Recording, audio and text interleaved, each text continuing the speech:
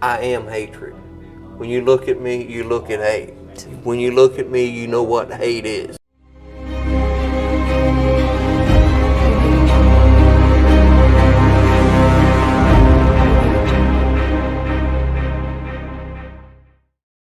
Tommy Lynn Sells was born in Oakland in June 1964 to Nina, an unmarried mother.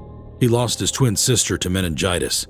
Before he was 9 years old, he was molested by a man with Nina's consent. By 10 years, Tommy has already started using drugs. Tommy generally had a rough childhood and was abandoned by the rest of the family. By the time Tommy was just 14, he was living on the roads, a permanent drifter. Following a series of assaults and petty crimes, Tommy tried getting help from a mental health institute but wasn't successful. He then turned towards alcohol, and by 1982, he was also arrested for public drunkenness. Sells was a serial killer. He confessed that he committed his first murder when he was just 15 years old. The first time I did a shot of dope, it was the best feeling I ever had in my life. And the first time I killed somebody, it was such a rush. And it was just like that shot of dope. Every time I did it, it was that rush again, and I started chasing that high. Sells was involved in several crimes, from theft to assault and driving under the influence. He moved to St. Louis, Missouri in 1983, where he unapologetically killed a woman and her daughter with a baseball bat.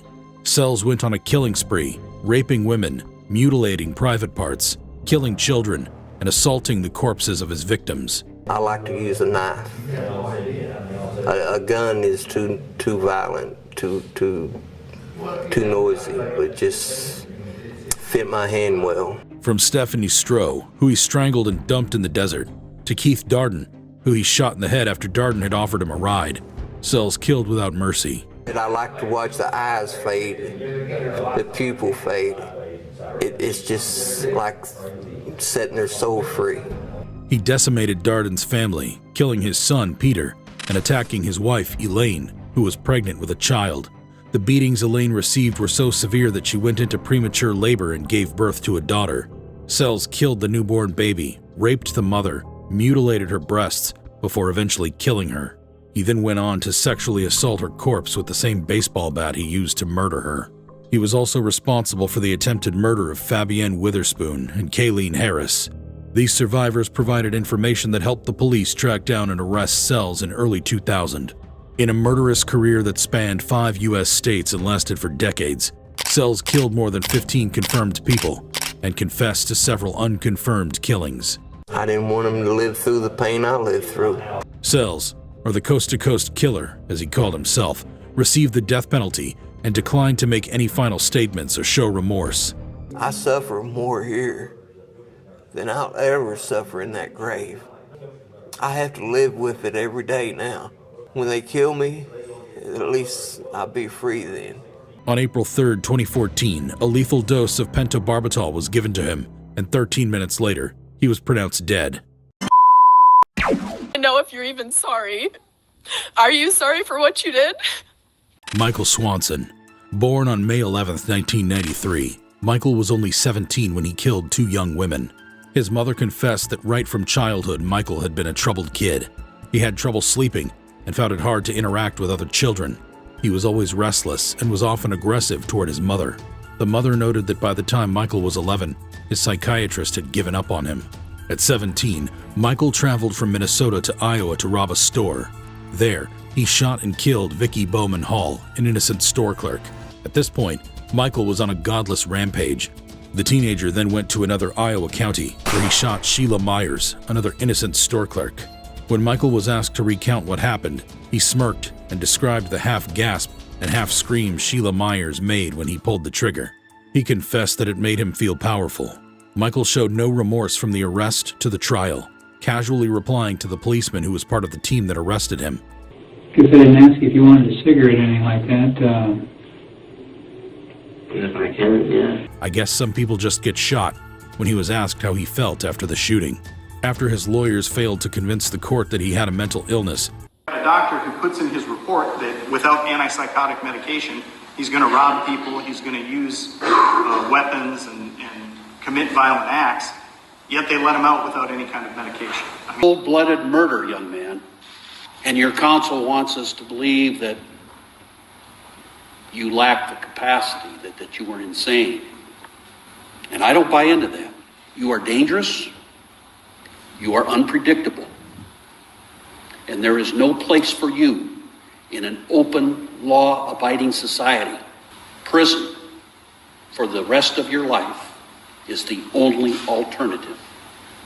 And the court intends to follow through. When the sentence was being read, Michael was seen smiling and laughing. This is definitely not the behavior of someone who is remorseful. According to Michael's warped philosophy, killing someone is like pouring a bucket of water on someone entering a pool.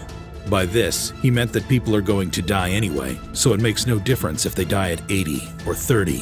While in prison, Michael attempted to kill a fellow inmate.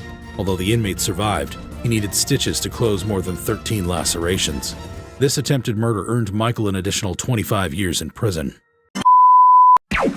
MacDonald was considered the Jack the Ripper of Australia and terrorized New South Wales and Queensland Australian states.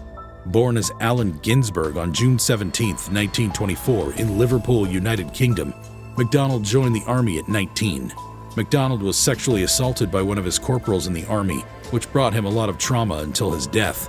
In 1947, he was finally discharged from the army and sent to a mental asylum, having been diagnosed with schizophrenia. Before 1960, he changed his name and moved to Australia.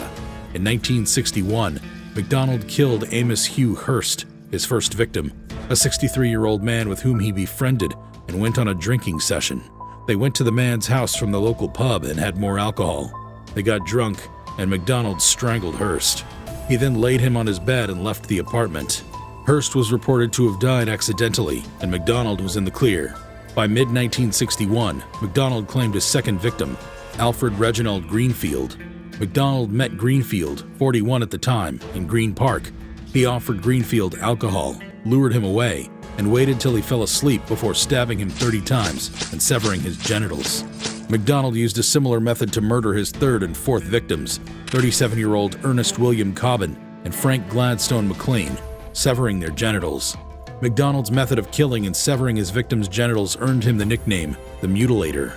In June 1962, MacDonald killed his fifth victim, 37-year-old Patrick Joseph Hackett. Following investigations by Melbourne police, MacDonald was identified and arrested. He did not deny the killings. Instead, he chalked the murders down to an unquenchable urge to kill. MacDonald claimed that the voices in his head told him that the people he killed were the corporal that raped him as a teenager in the army.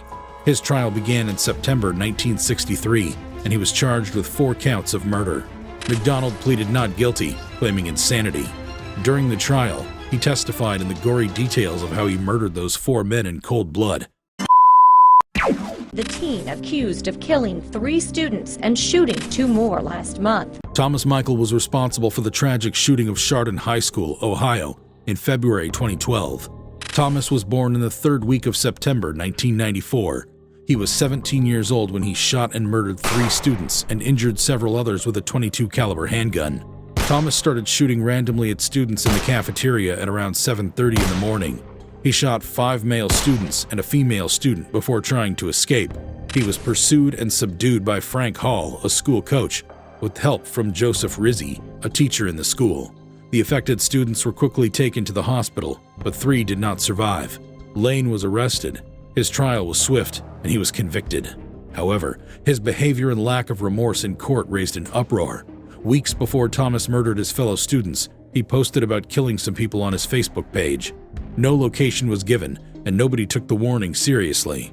On the day of the murders, he came to school in a sweatshirt with the word killer emblazoned on it.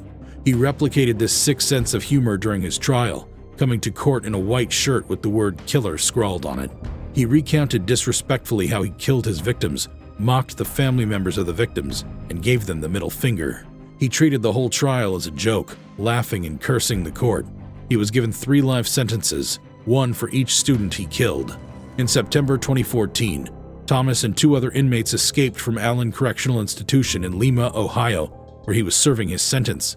The Chardon High School was shut down as a safety precaution, and less than 24 hours later, Thomas and his cohorts were recaptured. Thomas is now an inmate of Warren Correctional Institution in Youngstown, Ohio, a supermax prison. There, He'll see out the rest of his sentence in absolute confinement and isolation until his name is called to meet the judicial system's most unforgiving penalty, judicial execution. Which of these murderers was the most shocking? Let us know in the comments section.